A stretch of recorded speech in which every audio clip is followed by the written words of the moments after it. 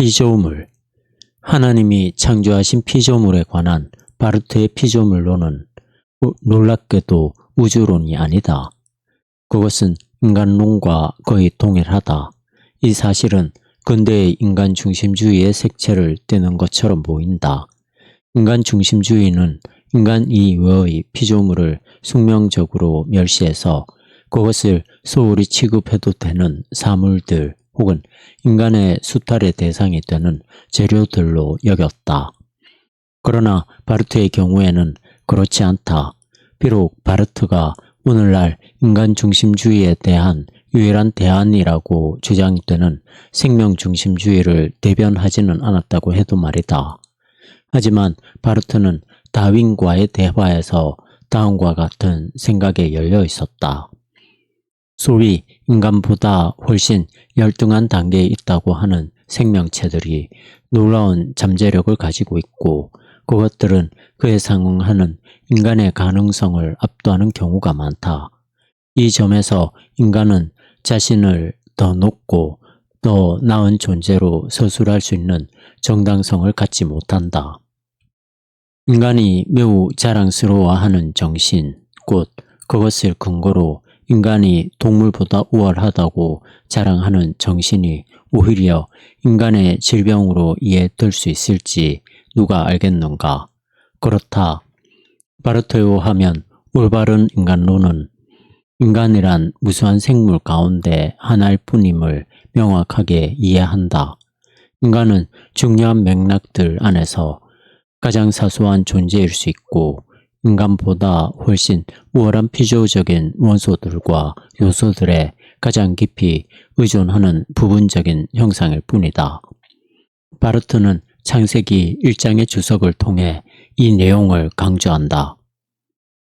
식물이 동물보다 앞서 창조되었다는 것은 식물의 세계가 의심의 여지 없이 그 자체의 목적으로 창조된 것을 말해준다.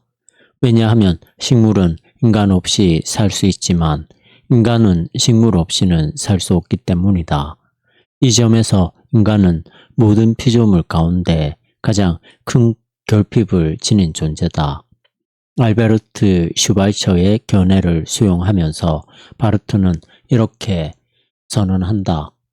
생명을 하나님이 주신 선물로 다루는 사람은 그것을 가장 먼저 경외와 함께 다루게 될 것이다.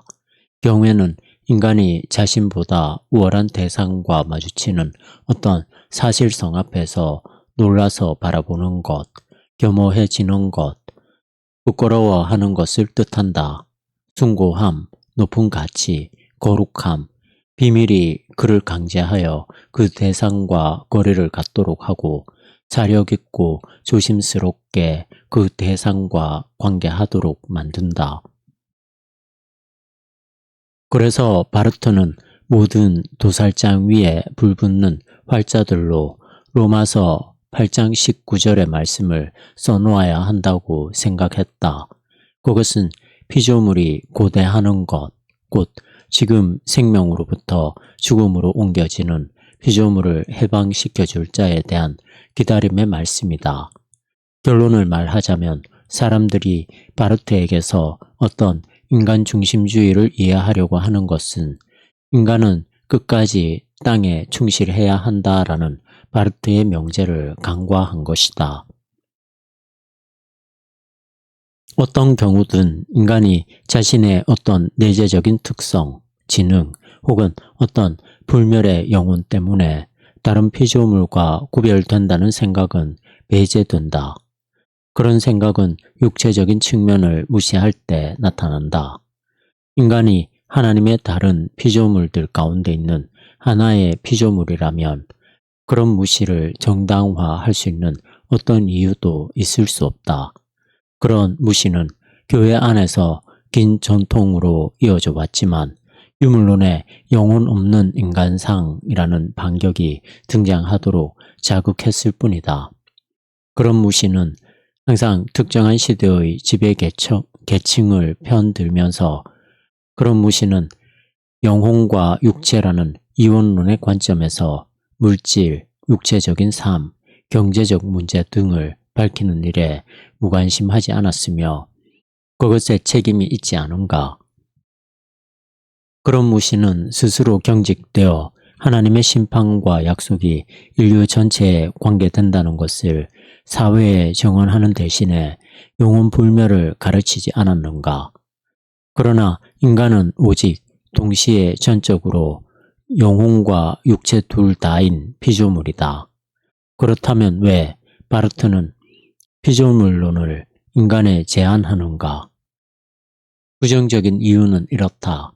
그는 아리스토텔레스에서 시작되어 현재까지 활발히 논의되는 이론을 위험한 사변이라고 비판한다. 그 이론에 따르면 인간은 대우주를 품고 있는 소우주이고 그런 방식으로 전체의 한 부분이다. 이 사상은 근대의 많은 생태윤리학의 출발점이 되었다. 그 견해에 따르면 인간은 바깥의 피조 세계 안에 존재하는 모든 것을 자기 자신 안에서 발견할 수 있고 그래서 자기 자신으로부터 피조 세계를 연역할 수 있으며 인간 자신의 생명 개념을 외부 세계에 투사할 수도 있다. 그 견해는 우주의 본질이 인간의 본질 안에 포함된 채 결정되어 있어서 우주는 그 자체를 특징짓는 인간과의 관계를 넘어설 수 없고 인간과 무관한 어떤 다른 차원에서는 그리고 어떤 다른 의미에서는 존재할 수 없다고 말한다. 우리는 그런 어떤 다른 차원을 전혀 알지 못한다. 우리는 우주를 오로지 인간과의 관계 안에서만 안다. 그러나 우리는 우주의 본질 전체가 인간과의 관계를 벗어나지 못한다고 가정할 만한 어떤 정당성이나 가능성도 갖고 있지 못하다. 그런 가정은 위험하다. 그것이 인간 중심적인 관점을 단지 겉으로 보기에만 극복했기 때문이며 실제로는 아주 미묘하고 새로운 방식으로 인간을 만물의 척도와 총괄 개념으로 이해하기 때문이다. 그러므로 바르트가 피조물론을 인간에 제한한 것은 인간 이외의 피조물들에 대한 인간의 겸손에서 온 것이고 그들의 비밀에 대한 경외 그리고 그들의 존재가 인간과의 관계에서 비롯되지 않는다는 사실에 대한 존중에서 온 것이다. 이와 같은 겸손은 하나님께서 그것들을 창조하셨다는 것, 그래서 그것들이 하나님께 낯선 것이 아니라는 것을 인정할 때 가능하다. 인간 이외의 피조물들도 하나님 앞에서 현존하고 있고 그들 사이에서는 그들만의 고유한 찬양이 발견되며 하나님과 그들 사이에 고유한 관계가 있는데 이것은 인간을 경유하거나 매개된 것이 아니다. 인간은 그 관계의 사실성을 창조주 하나님께 대한 믿음 안에서 인정하게 되며 그와 함께 그 피조물들도 인간과 함께 하나님과의 계약 안에 있고 그래서 인간의 이웃들이라는 사실도 인정하게 된다. 그러나 그 관계의 내적인 특성이 숨겨져 있기에 인간은 그 다른 피조물들이 그것들의 존재 의미를 하나님께로부터 수여받고 있으며 또 그것들이 인간을 위해 현존하는 것이 아니라는 사실을 진지하게 고려해야 한다. 이것은 인간이 다른 피조물을 오만하고 임의로 취급하는 모든 일을 뿌리로부터 불가능하게 만든다. 피조물론을 인간론에 제한한 것은 이와 같이 중요한 생태학적인 의미를 갖는다. 이 제한의 긍정적인 이유는 신학이 책임성 있게 말해야 하는 만물의 척도가 인간이 아니며 또 인간이 생명이라고 여기는 것의 개념도 아니라는 사실에 있다. 인간에게 만물의 척도는 하나님의 말씀이고 물론 이 말씀은 인간을 향해 말해진 말씀이다. 그러나 그와 함께 인간이란 자신이 이미 알고 있는 커다란 생물학적 전체성 안에 한 부분에 지나지 않는다는 사실을 인식하도록 초대된다. 인간은 이 인식을 회피할 수 없고 미리 앞서 논쟁한다고 해도 마찬가지다. 여기서 인간적 인식에는 반드시 배워야 할 어떤 것이 주어진다. 왜냐하면 하나님의 말씀 안에서 하나님이 누구신가를 알게 되면서 그와 동시에 인간은 이 말씀이 향하는 대상, 곧 인간이 누구인가도 알게 되기 때문이다. 하나님은 인간과 계약을 맺으신 하나님이고 인간은 하나님과의 계약 안에 있는 존재다. 이 계약이 인간을 향해 있다는 것은 다른 피조물에 대한 인간의 우월성을 앞서 확정하는 것으로부터 유도되지 않으며 그런 우월성을 보증하는 가운데 그 계약이 발생하는 것도 아니다. 하나님과의 계약에 대해서는 인간은 자기 편에서는 가장 사소하고 가장 의존적인 생물이다. 하나님과의 계약에 대해서는 하나님께서 하필이면 인간과 그 계약을 체결하셨다는 사실 외에는 다른 어떤 이유도 없다. 물론 그 사실을 통해 인간의 특수한 지위가 발생한다. 그것은 인간이 하나님의 계약의 파트너라는 자격을 갖게 되는 것이다. 하나님과의 계약을 통해 얻는 인간의 자격에 상응하여 그의 피조성은 분명히 공존으로 규정된다. 인간의 피조성이 그것이라면 모든 피조물을 창조하신 하나님의 선하신 의지가 인간의 그와 같은 규정 안에서 드러난다.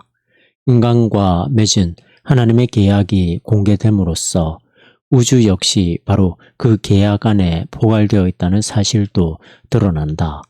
왜냐하면 인간의 창조자이신 그분은 또한 만물의 창조자이시고 만물에 대한 그분의 의도는 이것이 아직 우리에게는 숨겨져 있다고 해도 인간에 대한 그분의 공개된 의도와 다른 것일 수 없기 때문이다. 인간과 맺은 하나님의 계약 안에서 우주의 의미 역시 계시된다. 우주의 의미도 각각의 종들의 공존으로 규정되어 있다는 것이다. 그러므로 인간은 그와 같은 공존의 책임을 져야 한다. 먼저 인간 자신이 다른 종들과 공존할 수 있을 때 인간적 책임으로 참되고 바르게 행사하는 셈이 된다. 왜냐하면 인간이 존재한다는 것은 우주와 함께 있음을 뜻하기 때문이다.